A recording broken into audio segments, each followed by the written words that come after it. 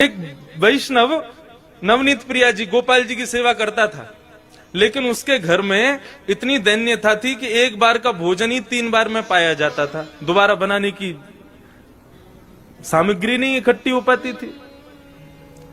अब उसका कोई एक मित्र आया, वो पैसे वाला।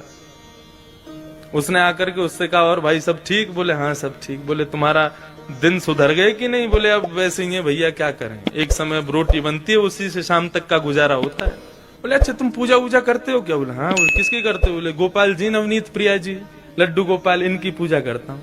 हंसने लगा मित्र, इनकी सेवा करते हो? अरे ये भी बेचारे जब इनको पूतना मारने आई ना, स्तनों में विष लगा के, तो ये भी नेत्र बंद करके शंकर जी से मदद मांग रहे थे कि पूतना के स्तन के विष को तुम पी जाओ।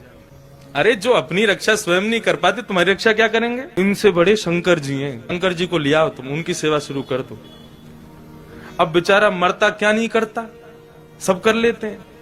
शंकर जी ले आया दूसरे दिन, और नवनीत प्रिया जी, लड्डू गोपाल जी को दूर एक जगह टेबल पे बिठा दिया। बोले तुम्हारी सेवा अब हो गई, तुमने तो कुछ किया नहीं, अब इनकी करेंगे हम। अब शंकर जी की पूजा उसने शुरू कर दी। खूब रुद्राष्टाध्यायी से अभिषेक आदि सब करने के बाद में अगरबत्ती जला करके और त्रिपुंड लगा लिया। पहले तो ऊर्ध्वपुंड लगा रहा था, अब त्रिपुंड लगा करके ओम नमः शिवाय जप करने लगा। अब जैसे ही आंख खोल के देखा तो जो उसने अगरबत्ती जलाई थी उसका धुआं उड़ करके गोपाल जी के पास जा रहा था। अब वो धुआं है, वो तो कहीं भी जा सकता है।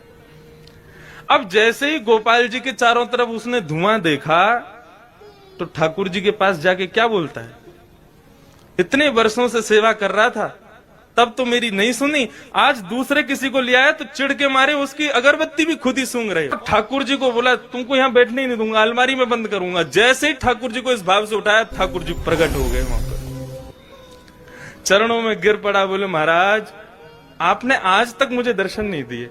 शंकर जी के आती दर्शन कैसे हो गए? बोले देख, ये भेद बुद्धि मत रख, मुझ में शंकर जी में कोई भेद नहीं है, और शंकर जी आए इसलिए दर्शन दिए ऐसा भी नहीं है।